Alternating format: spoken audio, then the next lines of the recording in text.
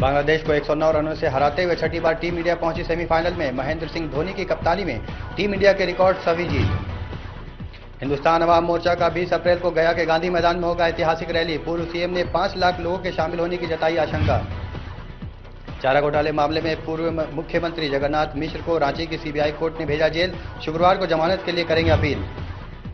भागलपुर में खुलेआम आसमान के नीचे रखे हैं सैकड़ों टन अनाज। बर्बाद होते अनाज पर नहीं है किसी का ध्यान, छीना जा रहा गरीबों का निवाला। और सूबे में कदाचार मुक्त के बदले कदाचार युक्त हो रही मैट्रिक की परीक्षा, जमकर हो रही चोरी। पुलिसकर्मी भी चिटपूजे के लिए कर रहे हैं वसूली।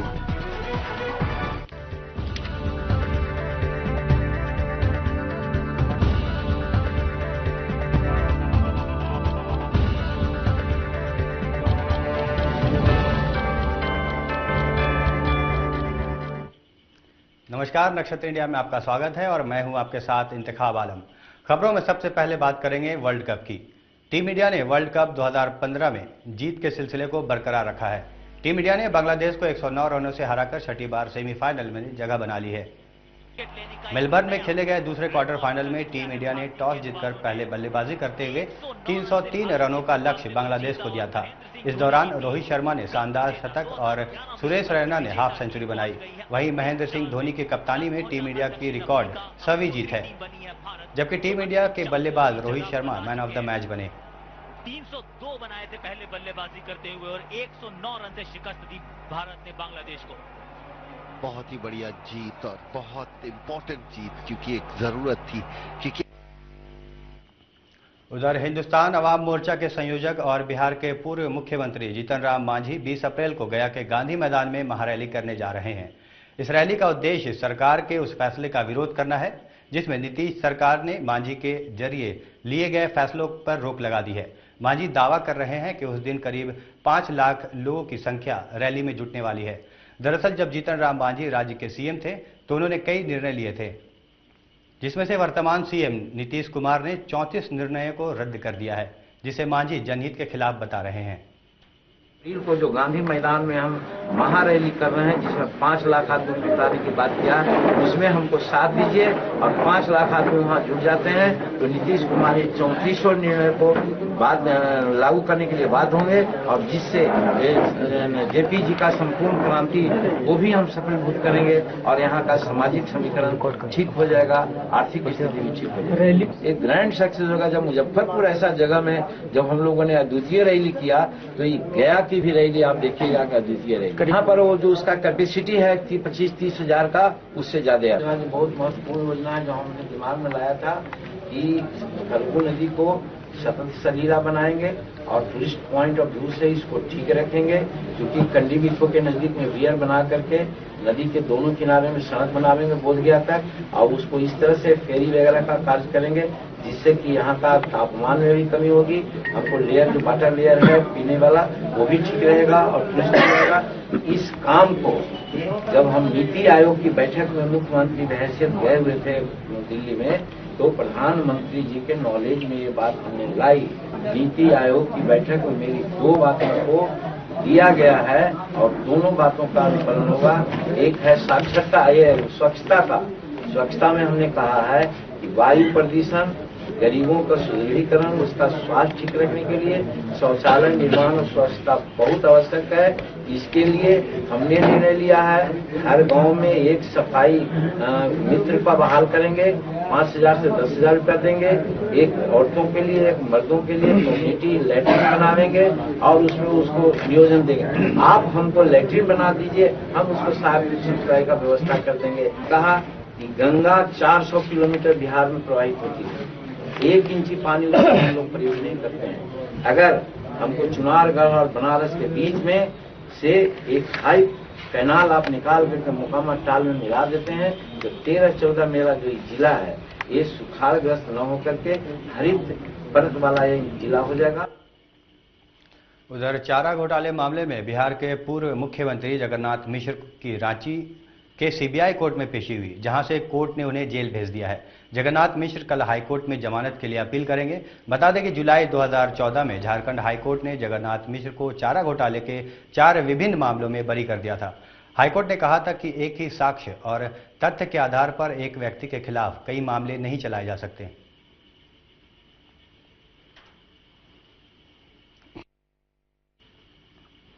बिहार में अभी मैट्रिक की परीक्षा चल रही है और परीक्षा को लेकर सरकार से लेकर स्थानीय प्रशासन भी कदाचार मुक्त परीक्षा कराने का दावा कर रहा है, लेकिन स्थिति ठीक उलट दिख रही है। तस्वीरों में आप साफ तौर पर देख सकते हैं कि किस तरह से लोग जान को जोखिम में डालकर छात्रों को नकल करने में मदद कर रहे हैं और स्पाइडरमैन की तरह कई मंजिलों की इमारत पर चढ़ रहे हैं, जिससे प्रशासन की मुश्किलें बढ़ गई हैं।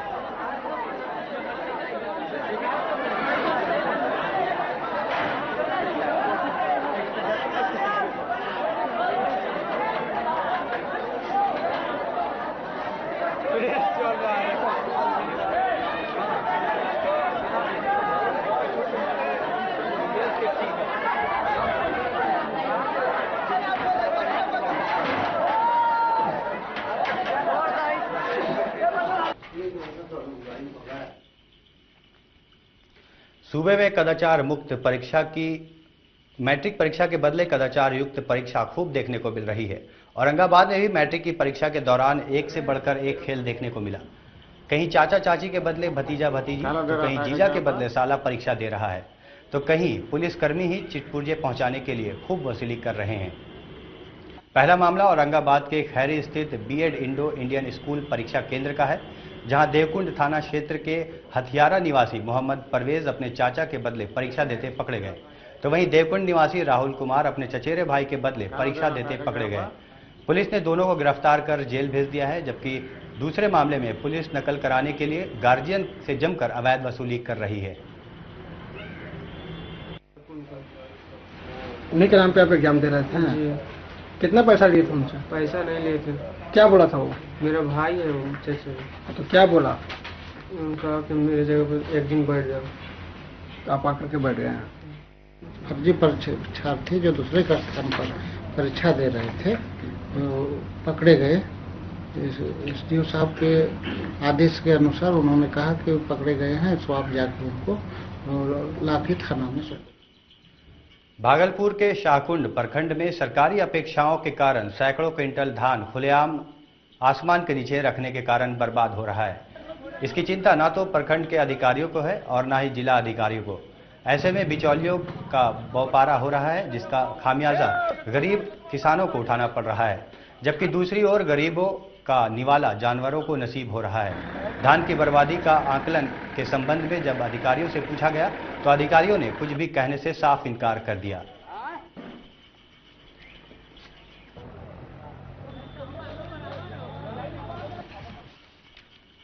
उधर नालंदा जिले में जैविक खेती की तर्ज पर आलू, प्याज और हरी सब्जियों को उगाने पर विशेष जोर दिया जा रहा है, जिसमें राज्य सरकार की ओर से पूरा सहयोग दिया जा रहा है। इसी कड़ी में जब प्रधानमंत्री नरेंद्र मोदी ने भी रेडियो के सहारे किसानों की मन की बात जानने के प्रयास में लग गए हैं, लेकिन अभी भी प्रदेश के कई ऐसे जिले हैं जहां आज भी आलू और प्याज जैसी खेती बड़े पैमाने पर होती है। नालंदा जिले के किसान आलू और प्याज की खेती करने के मामले में चीन जैसे देश को पीछे छोड़ दिया है, लेकिन सवाल सिर्फ खेती करने का नहीं है, बल्कि किसानों से जुड़े समस्याओं का भी है। नालंदा जिले के किसानों की सबसे बड़ी समस्या यह है रख रखाव और उचित मूल्य का नहीं मिलना, जबकि यहां आलू का और प्याज पटना, रांची, कोलकाता, मुंबई जैसे महानगरों में भेजा जाता है, फिर भी इन किसानों को अब भी उचित मूल्य नहीं मिल पाता है। खबरों में रुकेंगे एक और छोटे से ब्रेक के लिए, बने रहिए हमारे साथ।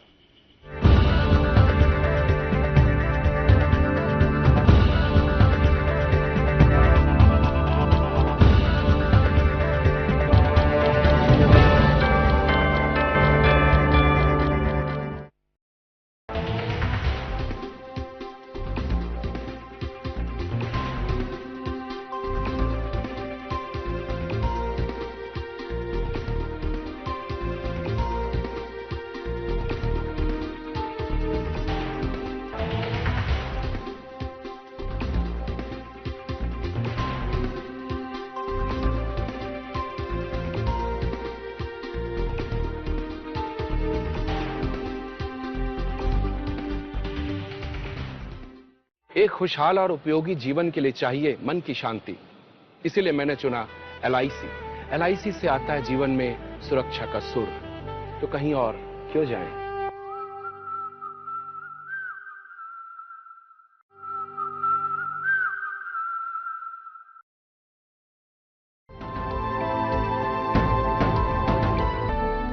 एजुकेशन का स्टैंडर्ड हो या लाइफस्टाइल की बात,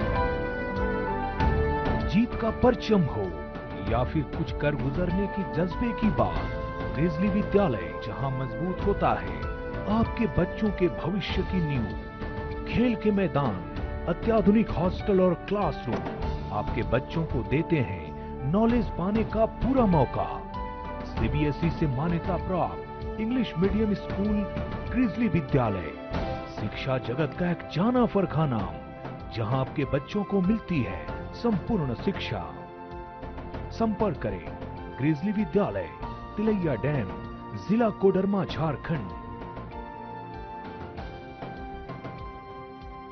हमारा वेबसाइट है www.grizzlyvidyalay.com।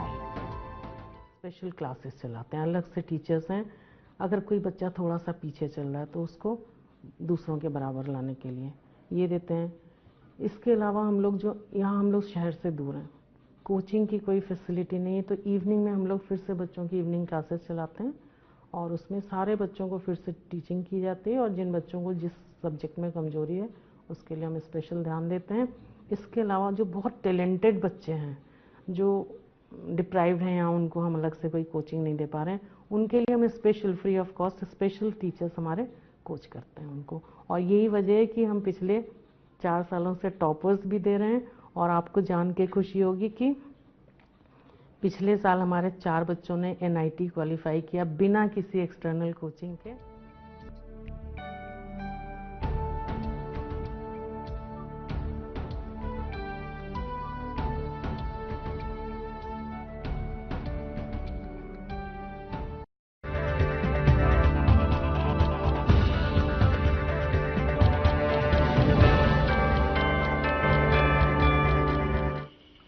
ब्रेक के बाद आपका स्वागत है।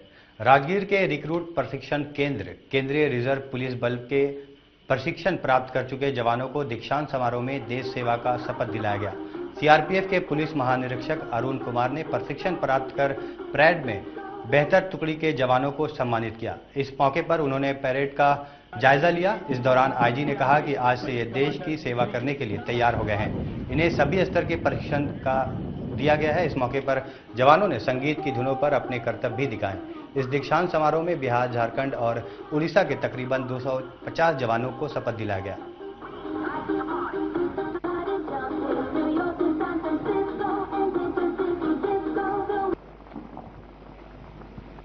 दीक्षांत समारोह में 35वीं और 36वीं जो उनके ग्रुप है उसके करीब 271 हमारे जो है जवान वो अब प्रशिक्षित होकर निकल रहे हैं। और इनको अब जो है वो जहाँ पे सीआरपीएफ लगी हुई है नक्सलवाद विरोधी अभियान में, नॉर्थ ईस्ट के जो है इंसर्जेंसी में और जम्मू कश्मीर के आतंकवाद विरोधी अभियान में, इन तीनों जगहों में इनको नियुक्त किया जाएगा और वो सीआरपी के हिस्सा बन गए हैं। और जो प्रशिक्षण उनको दिया गया है, सभी आधुनिक प्रशिक्षण जो टेक्निक है सबका उनको प्रशिक्षण दिया गया है। जितने आधुनिक हथियार हैं वो सब चलाना और उस पर निशानेबाजी उनको सिखाया गया है। मोतिहारी पुलिस को एक अहम कामयाबी मिली है। मोतिहारी के अभियान एएसपी राजीव कुमार और सीआरपीएफ के डिप्टी कमांडेंट विक्रम कुमार के नेतृत्व में पुलिस को गुप्त सूचना के आधार पर दरपा थाना के पीपरा गांव में छापेमारी कर हार्डकोर नक्सली नूर आलम को गिरफ्तार किया गया। दरअसल पीपरा स्थित 80 एकड़ के एक जमीन पर कब्जा को लेकर 2 गुटों में हमेशा गोलीबारी होती रही है, जिसमें कई लोगों की जानें भी जा चुकी है। इधर पुलिस को गुप्त सूचना मिली थी कि नक्सली नूर आलम अपने गांव पीपरा में छिपा हुआ है। इसी सूचना के आधार पर छापेमारी कर पुलिस ने नूर आलम को गिरफ्तार किया है। नूर आलम पर कई थानों में नक्सली घटनाओं से संबंधित 5 मामले भी दर्ज हैं। अब विवाद केवल ये है कि उस जो जब्त जमीन है, सो कॉल्ड जब्त जमीन है, उसमें कौन कितना शेयर लेगा। दिन में वेटर और रात में लुटेरे। जी हां, बेगूसराय पुलिस ने एक ऐसी ही गैंग को गिरफ्तार किया है। दरअसल तेगड़ा थाना के नोनपुर बरियार में अपराधियों ने एक बालू लदे ट्रैक्टर को लूट लिया। पुलिस ने इस मामले में लूटी गई ट्रैक्टर के साथ 2 लोगों को गिरफ्तार किया। इसमें लक्ष्मण कुमार और नवनीत कुमार का नाम शामिल है। पूछताछ के दौरान दोनों अपराधियों ने बताया कि शहर के KDM होटल में बतौर वेटर नौकरी करता था। हालांकि कई मामलों में लक्ष्मण कुमार का भाई भी आरोपी है।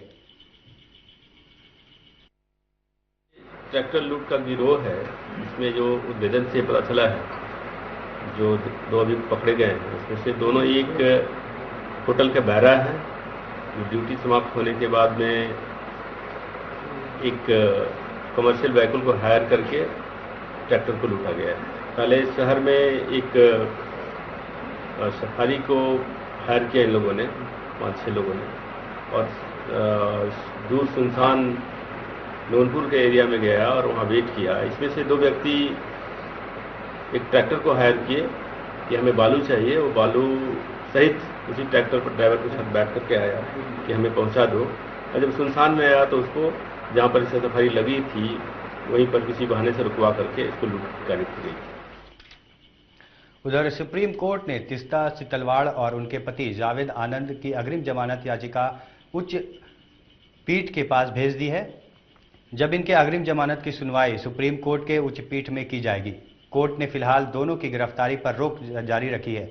गौरतलब है कि तीस्ता सितलवाड़ और उनके पति जावेद आनंद गुजरात में दंगे में उजड़ी गुलबर्ग सोसाइटी के संग्रहालय बनाने के नाम पर करोड़ों रुपए के घपले के आरोपी हैं। दोनों ने अपनी अग्रिम जमानत के लिए सुप्रीम कोर्ट में अर्जी दी थी।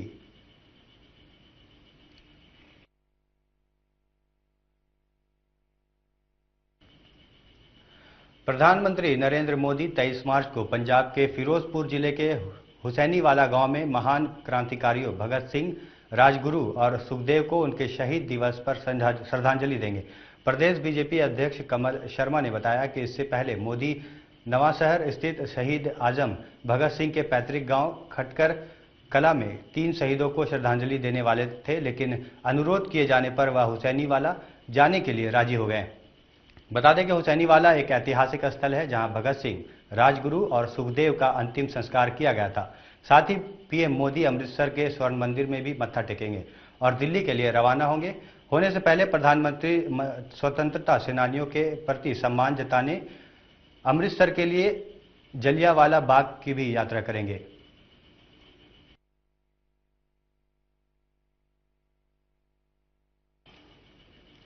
जम्मू कश्मीर की पीडीपी बीजेपी सरकार अलगाववाद को बढ़ावा देने वाले फैसले लेने के आरोप में घिरी बीजेपी के राष्ट्रीय अध्यक्ष अमित शाह ने कहा कि पार्टी यदि कश्मीर का मुद्दा हल नहीं हुआ तो बीजेपी पीडीपी का साथ छोड़ देगी। अमित शाह अपने विधानसभा क्षेत्र नारायणपुर में बीजेपी कार्यकर्ताओं को संबोधित करते हुए कहा कि देश ने हमें जम्मू कश्मीर में बहुत बड़ी जिम्मेदारी सौंपी है, जहां पार्टी राष्ट्रीय हितों से समझौता नहीं करेगी।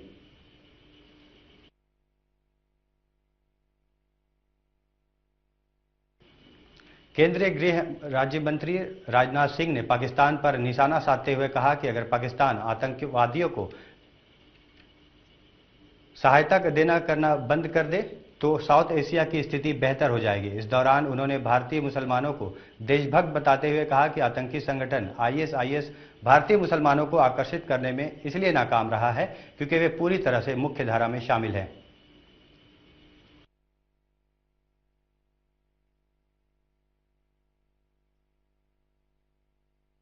मैं समझता हूँ किसी एक देश के लिए नहीं बल्कि पूरी इंटरनेशनल कम्युनिटी के लिए बहुत बड़ी चुनौती है और मैं समझता हूँ कि इस चुनौती का मुकाबला पूरी इंटरनेशनल कम्युनिटी को एक साथ जुट होकर करने की आवश्यकता है। खबरों में रुकेंगे एक और छोटे से ब्रेक के लिए, बने रहिए हमारे साथ।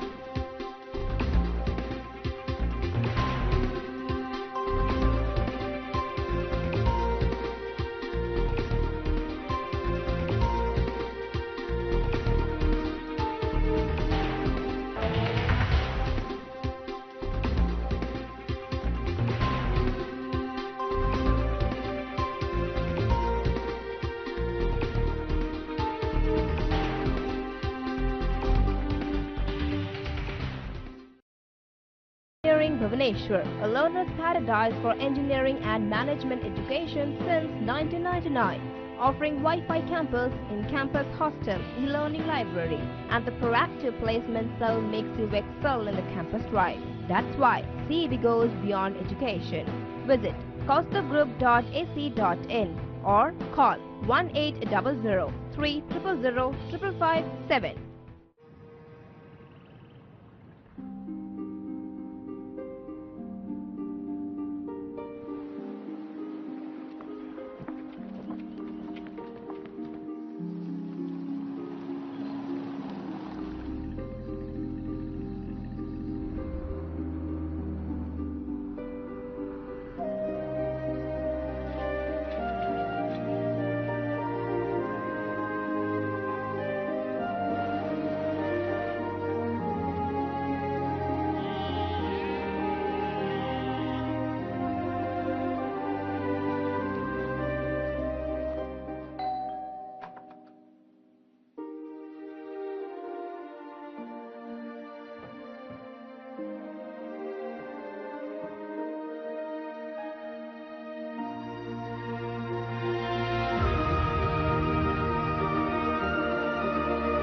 हम आपको देते हैं इस ब्रह्मांड की सबसे अनमोल चीज, ब्रह्मांड। वासन आई केयर, विश्व का सबसे बड़ा आई केयर नेटवर्क।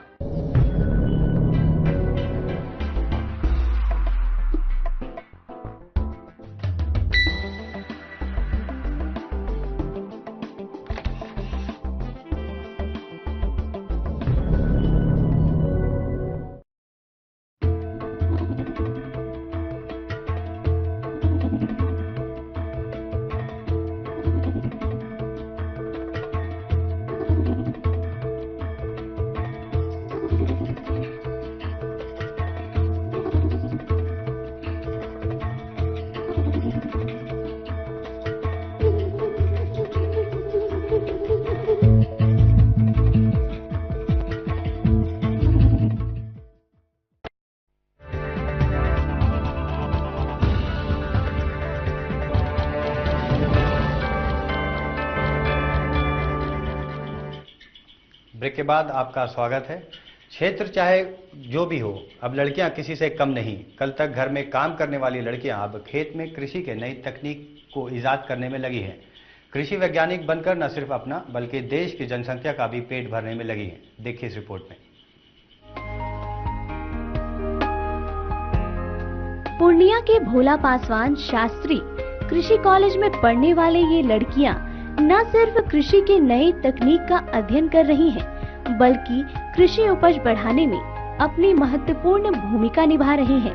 कृषि क्षेत्र में बढ़ते स्कोप को देखकर लड़कियां आजकल करियर के तौर पर कृषि क्षेत्र को काफी पसंद कर रही हैं। सिर्फ लड़कों के लिए नहीं है, ये लड़कियों के लिए भी उतना ही इम्पोर्टेंट है। एग्रीकल्चर में बहुत सारे ब्रॉड एस्पेक्ट्स हैं, जैसे रिसर्च वर्क हो गया, और उसमें भी रिसर्च के थ्रू हम असिस्टेंट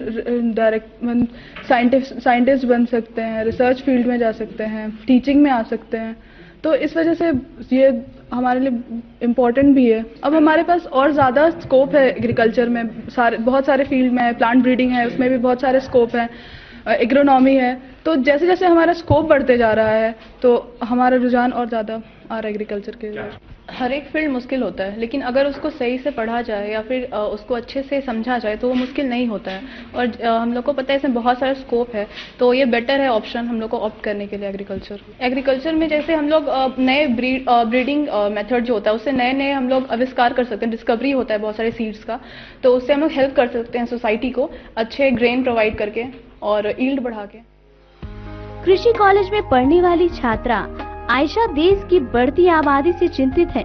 बढ़ती आबादी के बीच अनाज की खपत बढ़ी है, इसलिए आयशा बेहतर कृषि तकनीक अपनाकर खाद्यान्न में बढ़ोतरी करना चाहती हैं। कृषि क्षेत्र में बढ़ती संभावनाओं से आयशा काफी खुश है। आजकल तो देख रहे हैं, मतलब इंडिया का पॉपुलेशन जो है दिन ब दिन बढ़ता जा रहा है, तो फूड रिक्वायरमेंट भी बढ़ता जा रहा है, तो इतने बड़े पॉपुलेशन को खिलाना भी तो जरूरी है। तो इसलिए कि हम लोग जितना ज्यादा लोग आएंगे उतना ज्यादा नया नया आविष्कार करेंगे, यील्ड बढ़ेगा, तभी तो इतने सारे पॉपुलेशन को खिला सकेंगे। भोला पासवान कृषि कॉलेज में छात्रों की तुलनाओं में छात्राएं ज्यादा हैं। छात्र भी मानते हैं कि कृषि का क्षेत्र लड़कियों के लिए ज्यादा अच्छा है। ये आसानी से न सिर्फ फार्मिंग कर सकती हैं, बल्कि लोगों के बीच अपनी बातों को बेहतर तरीके से रख सकती हैं। बहुत सारा ऐसा सेक्टर है जहाँ की लड़कियां भी लड़के से ज़्यादा अच्छा से काम कर रही हैं और साथ में भी अच्छे से काम कर रही हैं। तो बहुत सारा ऐसा सेक्टर है जहाँ की लड़कियां ज़्यादा अच्छे से काम कर सकती हैं। कुछ ऐसा सेक्टर है जहाँ लड़के ज़्यादा अच्छे से काम कर सकते हैं। जहाँ फिजिकल लेबर का काम होता है वो लड़के ज़्यादा अच्छे से कर सकते हैं, और जहाँ घर परिवार से जुड़ा हुआ बात होता है तो वहाँ लड़कियाँ ज़्यादा कुछ समझ सकती हैं। शायद उतना इमोशनली किसी फार्म के पीपल से या फिर किसी फार्म होम से लड़के उतना नहीं जुड़ पाते हैं, लेकिन लड़कियाँ ज़्यादा जुड़ जाती हैं। कॉलेज के प्राचार्य भी मानते हैं कि उनके कॉलेज में छात्रों से ज्यादा छात्राएं हैं। यहाँ से पढ़कर निकली कई छात्राएं विभिन्न क्षेत्रों में ऊंचे ओहदे पर सेवा दे रही हैं। साथ ही शिक्षित कार्य पर कृषि के नई तकनीक का अनुसंधान कर रही हैं। एग्रीकल्चर का स्कोप दिन पर दिन बढ़ते जा रहा है। हमारे बैंकिंग सेक्टर में भी काफ़ी जो हमारे जो एम्प्लॉइज़ हैं जो यहाँ से पास होने के बाद में जाते हैं, ज़्यादातर उनको बैंकिंग सेक्टर में एब्जॉर्ब कर लिया जाता है ऑफिसर कैडर में ही। इसके अलावा बिहार गवर्नमेंट में स्टेट गवर्नमेंट है, स्टेट एग्रीकल्चर डिपार्टमेंट है, इसमें भी काफ़ी ओपनिंग है। तो हमारे यहाँ के जो जितने स्टूडेंट्स जो निकल रहे हैं कोई बैठे नहीं हैं, सभी अच्छे एम्प्लॉयमेंट सब लोगों को मिला हुआ है। और गर्ल्स भी जो है हम देख रहे हैं इधर रिसेंट ईयर्स में हमारे यहाँ काफ़ी लड़कियाँ आ रही है और सभी फील्ड में अच्छा काम कर रही है। कृषि क्षेत्र में रोजगार की संभावनाएं बढ़ी हैं। साथ ही हर रोज हो रहे नए शोध से उपज बढ़ रही है। यहाँ पढ़ रही छात्राओं की मदद से बिहार में खेती को बढ़ावा मिल सकता है। जरूरत है इन्हें सही मार्गदर्शन और प्रोत्साहन की। अभय सिन्हा, नक्षत्र न्यूज, पूर्णिया। और फिलहाल इस बुलेटिन में मेरे साथ इतना ही। बने रहे नक्षत्र न्यूज के साथ। नमस्कार।